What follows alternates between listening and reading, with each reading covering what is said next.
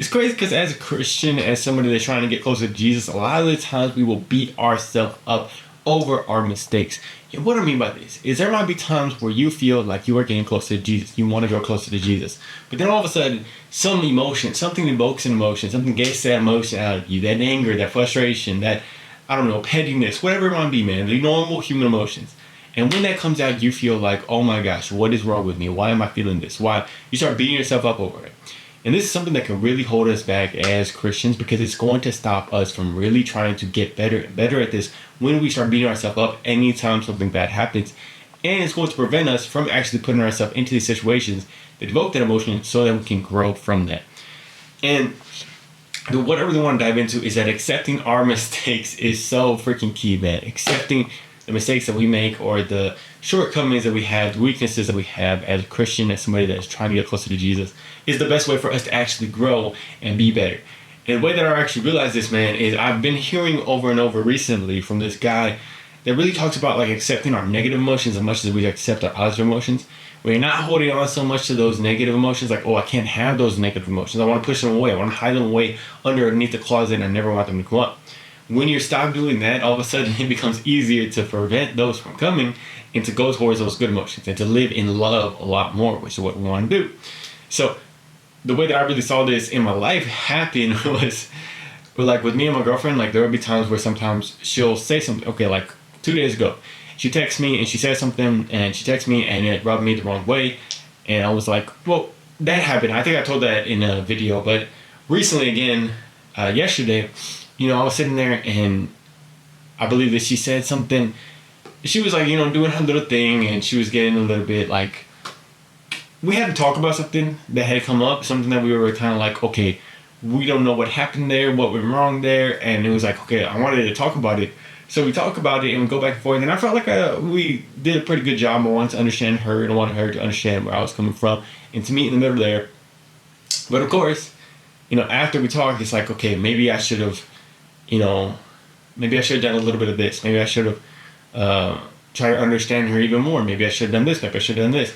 And it's back and forth like that. Y'all know what I'm saying? And when we have that situation, sometimes we're like, oh, should we have is it bad that we didn't do it this way? It's bad that we didn't do it this way. But I noticed that because I have been thinking of this concept of just allowing it to happen, giving up and showing my best, and then trying to trust God with the rest and then grow from wherever I think I can grow from, all of a sudden I wasn't devoid. In the moment, I wasn't thinking about oh, this has to go perfectly. I was like, hey, we're going to talk about it. We're going to be in the moment, see how this goes. And however it goes, we're going to try to get better about it. It's just like being able to be there, being able to have, a normal conversation like that was so damn good. But also, I was able to kind of let it go on the end of it. Like, hey, I'm not going to think about it so much. I'm not going to overthink it. I'm going to think hey, I could have done this maybe, and I'll try this next time. Boom, boom, bam, bam. And it felt good because I was like, we had that. She was still a little bit upset. She goes and does her thing. I go and do my Bible study for the end of the night. Boom, boom, boom, I was able to maintain it and be like, okay, we did it like that. I'm gonna do my Bible study. If she's upset about it a little bit, that's okay.